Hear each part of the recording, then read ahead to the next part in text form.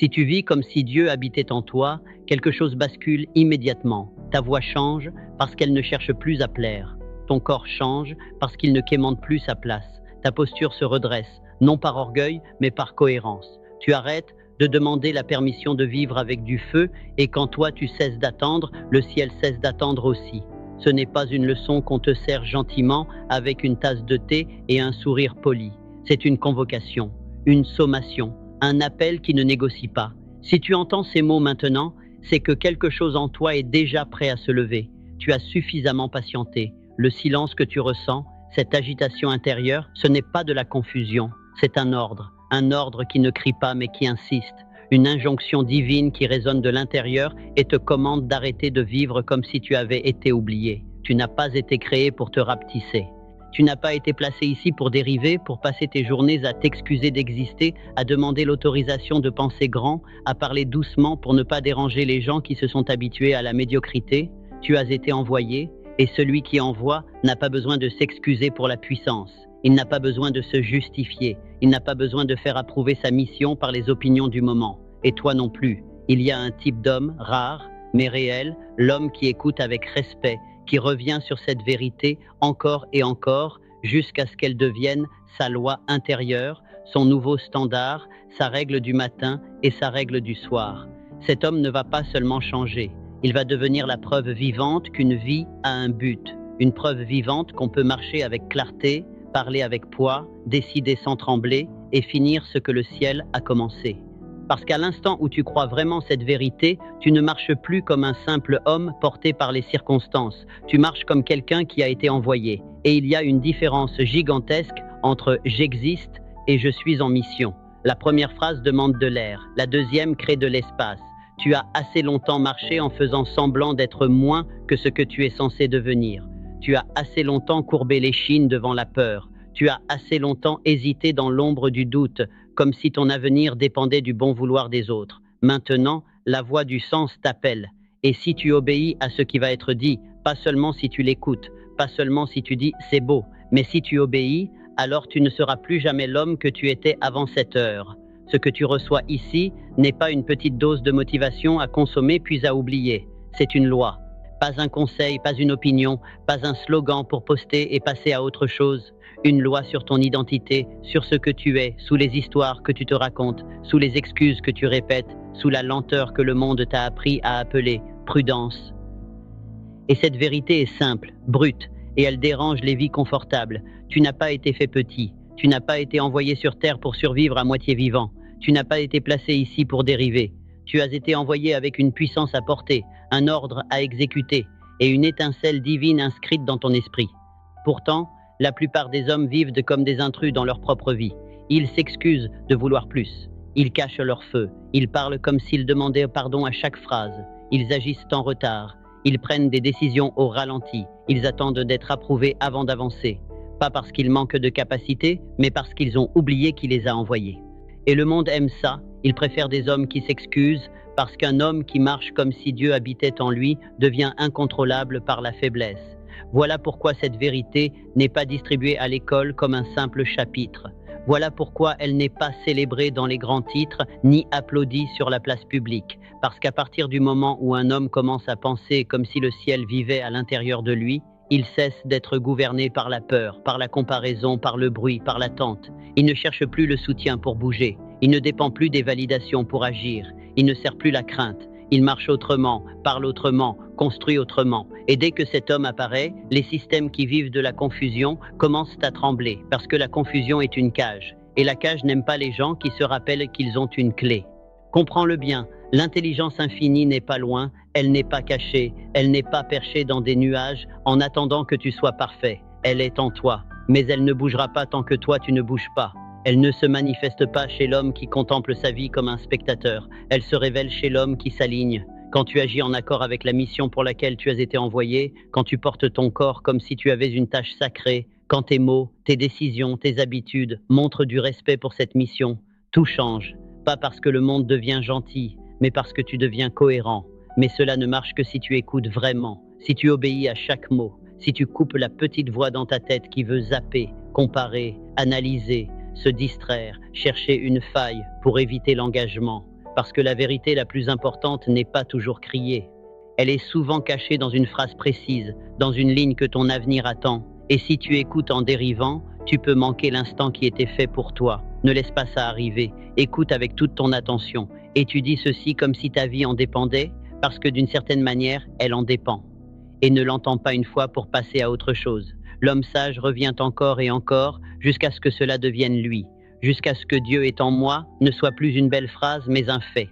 Jusqu'à ce que ta posture ne soit plus celle d'un homme qui demande une place, mais celle d'un homme en mission.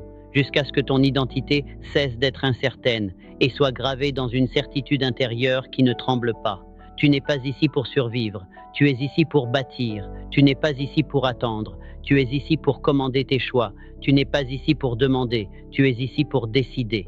Et dès l'instant où tu commences à agir comme si Dieu était en toi, tu ne marcheras plus comme un homme ordinaire, tu marcheras comme quelqu'un qui a été envoyé. Maintenant, on commence. Tu n'as pas été créé pour hésiter, tu n'as pas été façonné pour attendre, tu n'as pas été formé par la main du sens pour passer ta vie à te demander si tu as le droit de construire, de parler, d'avancer. Le doute n'est pas ta nature, le retard n'est pas ton héritage, la peur n'est pas ta vérité. Tout ça, on te l'a enseigné, on t'a dressé à te freiner, à te justifier, à t'excuser d'avoir de l'ambition, à appeler prudence, ce qui est souvent une fuite élégante. Mais la force qui a bâti l'univers, la même puissance qui a suspendu les étoiles, qui a allumé le feu du soleil et donné une direction aux saisons, n'a pas créé un être humain pour qu'il vive dans l'incertitude permanente. Elle t'a créé avec de la puissance et elle a placé cette puissance dans ton esprit. Pourtant, la plupart des hommes vivent comme s'ils n'étaient jamais vraiment censés vivre. Ils traversent leur journée avec une respiration courte, une présence timide, une énergie qui s'excuse. Ils marchent comme s'ils essayaient de ne pas déranger un monde qui, de toute façon, n'allait pas leur faire de cadeaux. Ils vivent comme s'ils étaient de passage dans leur propre histoire. Ils attendent une permission pour se lever, une autorisation pour viser plus haut, un signe extérieur pour commencer ce qu'ils portent déjà à l'intérieur. Ils attendent l'approbation pour poursuivre ce qui a été déposé en eux avant même qu'ils comprennent le mot à venir. Mais l'homme qui marche comme s'il avait été envoyé ne fait pas ça. Il n'attend pas, il ne traîne pas, il ne mendie pas. Il ne supplie pas le monde d'accepter son feu. Il marche avec ce feu parce qu'il sait qu'il ne lui a pas été donné par le monde. Il lui a été confié par Dieu. Et c'est là que tout change. Quand tu comprends ça, tu cesses d'être un homme qui espère et tu deviens un homme qui exécute. Tu ne passes plus ta vie à demander si tu es capable. Tu te comportes comme si ta mission était déjà actée et tu la sers. Tu dois comprendre une vérité qui remet tout à sa place. Tu as été placé ici par un dessein. Et ce qui t'a placé ici ne fabrique pas l'échec comme un produit normal. L'infini ne manufacture pas la faiblesse comme une option par défaut. La source de puissance n'envoie pas du vide. Tu n'es pas né par erreur. Tu n'as pas été lancé sur cette terre par hasard comme un débris sur un courant. Tu as été envoyé. Et si tu as été envoyé, alors il y a en toi quelque chose de plus grand que ta personnalité, plus grand que ton niveau d'études, plus grand que ton environnement, plus grand que les gens qui t'entourent. Il y a quelque chose d'éternel, quelque chose de divin, quelque chose qui demande à s'exprimer à travers toi. Voilà pourquoi autant d'hommes se sentent perdus. Ce n'est pas d'abord parce qu'ils manquent d'opportunités, ce n'est pas d'abord parce que le monde est contre eux. C'est parce qu'ils n'ont pas obéi à l'instruction intérieure. Cette voix qui ne fait pas de bruit, mais qui commande. Cette voix qui ne s'excite pas, mais qui insiste. Cette voix qui ne négocie pas, mais qui appelle. Et chaque fois qu'ils la sentent, chaque fois qu'ils perçoivent cette traction, ce tiraillement, cette idée qui revient, ce projet qui ne les lâche pas, cette mission qui frappe à l'intérieur, ils la repoussent, ils reportent, ils discutent, ils marchandent avec la même source qui leur a donné la vie. Ils veulent une garantie avant d'avancer, ils veulent être rassurés avant d'obéir, ils veulent un terrain parfait avant de semer. Et pendant qu'ils négocient, ils rétrécissent. Ils deviennent des spectateurs, des passagers, des intrus dans leur propre existence. Ils regardent leur vie comme on regarde un film où quelqu'un d'autre décide. Écoute-moi bien et je vais être très clair. L'échec n'est pas ta nature. L'échec est souvent le résultat d'une désobéissance au but. Quand un homme marche à l'opposé de sa mission, quand il entend l'appel mais choisit le confort, quand il sent le feu mais s'accroche à la peur, il doit échouer. Pas parce qu'il est maudit, pas parce que Dieu l'a rejeté, mais parce qu'il est désaligné, comme une flèche qui refuse d'aller dans la direction de l'arc. Il y a une loi qui gouverne l'élévation de tout homme. Tu dois marcher comme si le ciel t'avait envoyé, pas avec arrogance, pas avec mépris, pas avec une attitude de « je suis meilleur que les autres ». Non, avec autorité intérieure, avec une force calme, avec une certitude propre. Tu dois vivre non pas comme une question, mais comme un commandement. Tu dois parler non pas comme quelqu'un qui se demande s'il a sa place, mais comme quelqu'un qui sait qu'il a été choisi pour construire. Ce n'est pas un fantasme, ce n'est pas juste de l'ambition, c'est ton mandat. Et je te coupe l'herbe sous le pied tout de suite, parce que je connais les excuses qui vont vouloir revenir. Ne me dis pas que tu es trop imparfait. Tous les hommes que Dieu utilise ont des failles. Ne me dis pas que tu es en retard. L'Éternel n'attend pas ton calendrier. Ne me dis pas que tu dois te sentir prêt. L'obéissance n'a jamais exigé le confort. Elle exige l'alignement. Et quand tu t'alignes, les ressources apparaissent. La force circule. Les opportunités arrivent. Pas parce que le monde a changé, mais parce que toi, tu as changé de posture. Tu es passé de « je vais voir » à « je vais faire ». Tu es passé de un jour à aujourd'hui. Tu es passé de si seulement à voici ce que je décide. Et ça, le monde le sent. Ton esprit le sent. Ton corps le sent. Tu n'es plus en train de quémander une chance. Tu es en train de créer une trajectoire. Je te donne un exemple précis, parce que ce message n'est pas là pour rester vague. Abraham Lincoln. Ce n'était pas le candidat parfait. Ce n'était pas le profil que les gens attendaient. Il a été moqué, rejeté, humilié. Il a perdu des élections. Il a encaissé des défaites publiques. Il a traversé des périodes où tout aurait pu le convaincre d'abandonner. Mais il a obéi à l'ordre intérieur. Il n'a pas marché comme un simple politicien qui cherche des votes. Il a marché comme un homme de principe. Il n'a pas parlé pour gagner la faveur. Il a parlé pour accomplir une responsabilité. Sa force n'était pas d'abord une stratégie. Sa force était un feu moral, une flamme intérieure déposée en lui par quelque chose de plus grand que la popularité. Lincoln n'a pas réussi parce que le monde était prêt.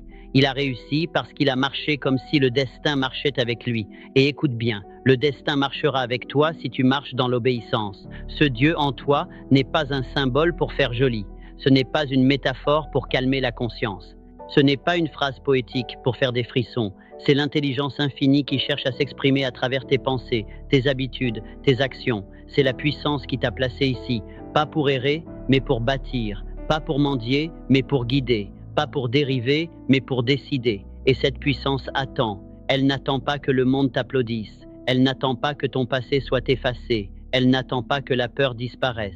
Elle attend que tu te lèves, que tu t'alignes, que tu parles quand il faut parler, que tu fasses ce qui doit être fait. Et quand tu obéis à cet appel, quand tu portes ta vie comme un homme envoyé, le ciel commence à bouger avec toi. Maintenant, je te donne une pratique, pas un conseil de plus à empiler, une pratique simple, tranchante, applicable. Chaque matin, tu prononces à voix haute « Je n'ai pas été créé pour errer, j'ai été envoyé pour marcher dans la puissance ». Et tu ne le dis pas comme une phrase sympa, tu le dis comme un ordre à ton esprit. Ensuite, tu ne regardes pas autour de toi pour trouver des preuves. Parce que si tu attends que l'extérieur te rassure, tu redeviens esclave du bruit. Tu regardes à l'intérieur. Le feu que tu sens, cette impatience sacrée, cette idée qui insiste, cette vision qui refuse de mourir, c'est ta confirmation. Écris ton objectif principal, ton but central, ce que Napoléon Hill appelle ton but majeur. Tu l'écris clairement, tu le poses là où tu le vois chaque jour. Et tu dois comprendre ce point, ce n'est pas un objectif comme ça. C'est ton instruction, c'est ton ordre, c'est ton mandat. Et chaque action de ta journée doit refléter l'homme qui a été envoyé. Pas d'hésitation, pas d'explication, pas de justification, du mouvement. Puis avant de dormir, tu répètes la même affirmation avec conviction. Je n'ai pas été créé pour errer. J'ai été envoyé pour marcher dans la puissance. Tu la répètes jusqu'à ce que ta vieille voix se taise, jusqu'à ce que ton corps l'entende, jusqu'à ce que ton esprit arrête de jouer avec le doute comme un jouet. Maintenant, je te la fais dire, pas pour faire joli, mais pour inscrire un rythme. Je n'ai pas été créé pour errer. J'ai été envoyé pour marcher dans la puissance. Encore, je n'ai pas été créé pour errer. J'ai été envoyé pour marcher dans la puissance. Et tu laisses ces mots devenir ton commandement. Tu les laisses écraser la voix de ton ancien toi. Tu les laisses annuler le doute, le retard, la culpabilité, la honte. Parce que tu n'es pas venu ici pour porter la honte. Tu n'es pas venu ici pour répéter la douleur comme un refrain. Tu es venu ici pour marcher dans un but, penser avec autorité, agir comme si le ciel te regardait. Et oui, le ciel est en toi. Ce n'est pas un jour, c'est maintenant. Tu es le bâtisseur maintenant, pas quand tu auras le bon matériel, pas quand tu te sentiras prêt. Tu es la voix maintenant, pas quand les autres te donneront le micro. Tu es celui qui porte ce message dans chaque pièce, chaque heure, chaque décision. Et la seule question qui reste est simple et brutale. Est-ce que tu vas obéir à l'appel ou est-ce que tu vas encore négocier avec lui? Parce que la puissance a déjà été placée, la loi est déjà écrite, la voix a déjà parlé. À toi de répondre par la seule langue que le destin respecte, l'action. La puissance que tu cherches ne descend jamais sur l'homme qui attend les conditions parfaites. Elle ne s'installe pas chez celui qui passe son temps à analyser sans agir. L'intelligence infinie, cette force invisible qui gouverne toute création, ne se préoccupe ni de tes émotions, ni de tes peurs. Elle ne répond qu'à ton mouvement. La loi spirituelle est simple et inflexible. La croyance doit être prouvée par l'action. Tu peux parler de foi, écrire ton but, rêver de grandeur, répéter des phrases inspirantes. Mais si tu ne bouges pas, ta croyance n'est pas réelle. La foi sans mouvement n'est pas de l'humilité. C'est une résistance déguisée. C'est le péché du retard maquillé en prudence. Tu n'as pas été envoyé ici pour attendre. Tu as été envoyé pour bâtir. Tu n'as pas été placé ici pour douter de ta puissance. Tu as été placé ici pour l'exercer. L'homme qui marche comme si le ciel marchait avec lui ouvre les portes de la provision. Pas parce qu'il est favorisé, mais parce qu'il agit avant que l'épreuve arrive. Il comprend une loi que la majorité ignore. L'action confirme la croyance, l'attente la nie. Si tu dis que tu crois mais que tu refuses d'avancer, ton subconscient enregistre la contradiction. Et comme il ne discute pas, il obéit. Il diminue ton élan, il affaiblit ta posture, il renforce ton hésitation. Bientôt, la foi devient un souvenir au lieu d'être une force. Mais l'homme qui avance, même avec la peur dans la poitrine, même avec des questions dans la tête, commence à multiplier sa propre puissance.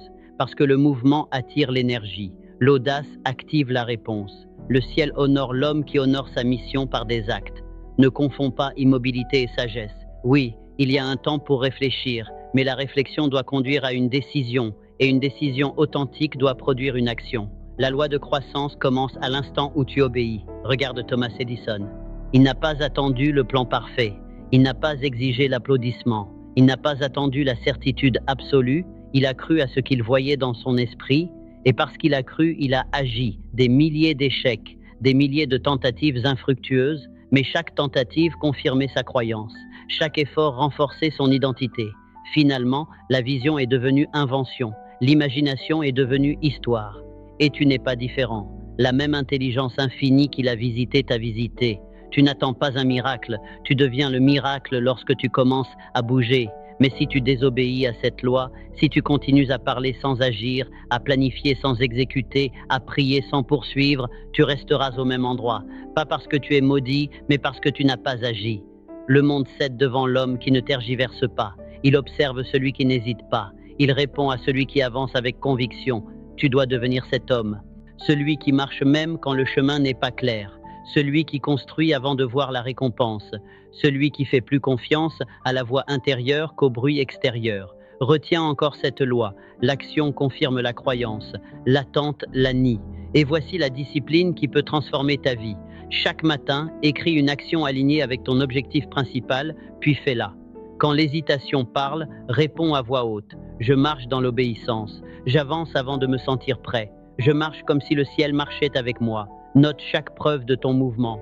Tu dois montrer à ton esprit que tu n'es plus un homme de retard. N'explique pas tes actions aux hésitants. Leur permission n'est pas ton exigence. Tu dis que tu as peur? Très bien. Cela signifie que l'appel est réel. La peur n'est pas un panneau stop. C'est simplement l'écho de l'ancien toi qui disparaît. Et le seul remède à la peur n'est pas le confort, c'est l'obéissance. Maintenant, dis-le avec conviction. Je marche dans l'obéissance. J'avance avant de me sentir prêt. Je marche comme si le ciel marchait avec moi. Encore, je marche dans l'obéissance. J'avance avant de me sentir prêt. Je marche comme si le ciel marchait avec moi. Ce n'est pas une formule. C'est ton nouveau rythme. C'est ta loi. C'est ton identité. À partir de maintenant, plus d'hésitation inutile, plus d'attente paralysante, plus de négociations avec le rêve placé en toi par l'intelligence infinie. Maintenant tu avances, maintenant tu obéis, maintenant tu agis et observe comment les circonstances commencent à se déplacer autour de ton engagement. Mais écoute attentivement ce point car il est crucial. Tu ne peux pas porter une puissance divine avec un esprit divisé. Tu ne peux pas marcher dans l'autorité si tu laisses chaque voix, chaque peur, chaque critique entrer dans ton mental sans contrôle.